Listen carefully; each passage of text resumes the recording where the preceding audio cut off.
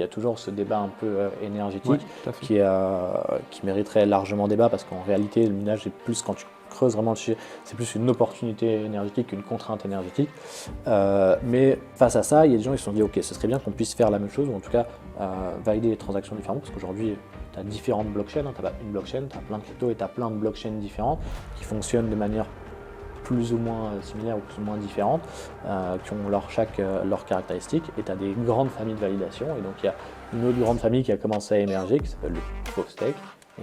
et donc dans ce Proof of Stake, en gros, l'idée est un peu différente, c'est de dire, plutôt que de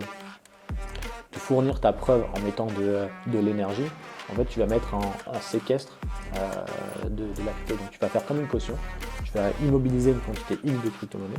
et ça va te donner le droit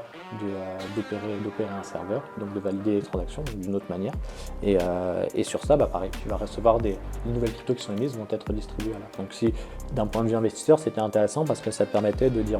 j'immobilise une quantité X de crypto, donc je dois acheter ce qui s'appelle un collatéral, et en contrepartie, je vais toucher des intérêts.